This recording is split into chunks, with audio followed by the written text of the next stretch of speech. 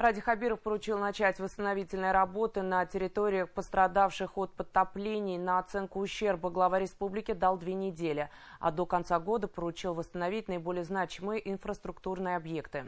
Из-за аномального количества осадков в муниципалитетах размыло дороги и мосты. За неделю в республике выпала 2-месячная норма осадков. Глава Башкортостана поручил оказать материальную помощь пострадавшим семьям, особенно тем, кто является малообеспеченными, в индивидуальном порядке.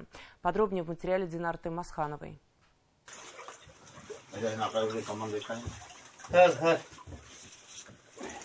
Увидеть море по колено жителям деревни Мулдашева пришлось, не выходя из дома. Вода с прорванной дамбы затопила не только улицы. Полноценной хозяйкой стихии стала даже в жилых помещениях. В доме Ибрагимовых отпала штукатурка, мебель и урожай намокли, а в ящиках появилась плесень. Я спала, и у меня будет картайка, то, что у нас потоп. Я проснулась, сначала думала, что он шутит, потому что я долго сплю, из-за этого думала. Потом смотрю в окно, там, правда, вода везде. Поделся, где-то на сантиметр 30-40. Даже везде вокруг дома штукатурка выпала, отпала. Вот, до сих пор вода вот под диваном, по улице вода. Вот я боюсь, у меня печку, не знаю, выдержит, нет. А как зимовать, даже трудно сказать.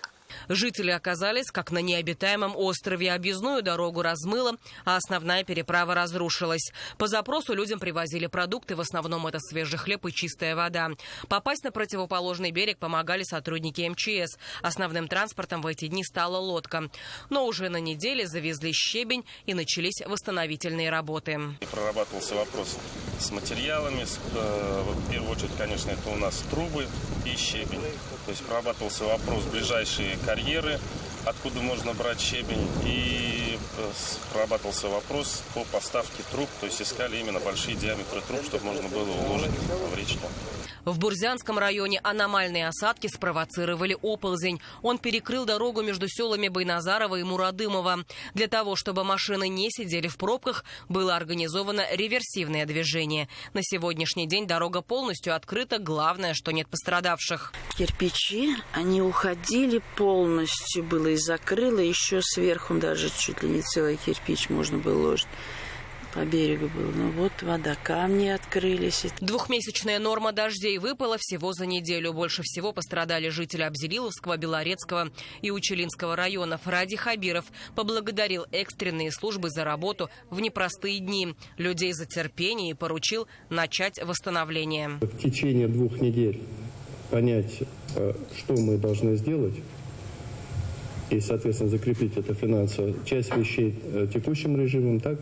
Там, Любовь Викторовна, посмотрите. Часть вещей на следующий год через программу «Фонящих дорог» или как и так далее. Все эти вещи надо делать.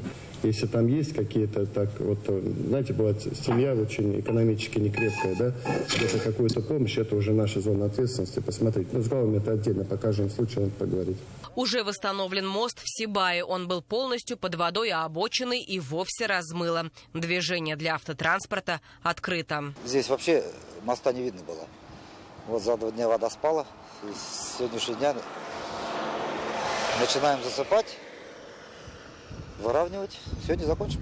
На Павловской гидроэлектростанции сохраняется режим паводок. По сравнению со средними многолетними значениями в водохранилище приток воды увеличился в 5 раз.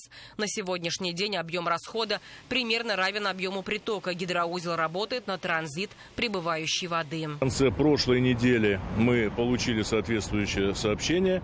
Немножечко снизили уровень верхнего бьефа водохранилища для того, чтобы освободить свободный объем. И накопили воду. В настоящий момент мы работаем, балансируя приток с расходом. Расход воды на вчерашний день был 1300 кубометров в секунду. Значит, сегодня он у нас понизился примерно 1200.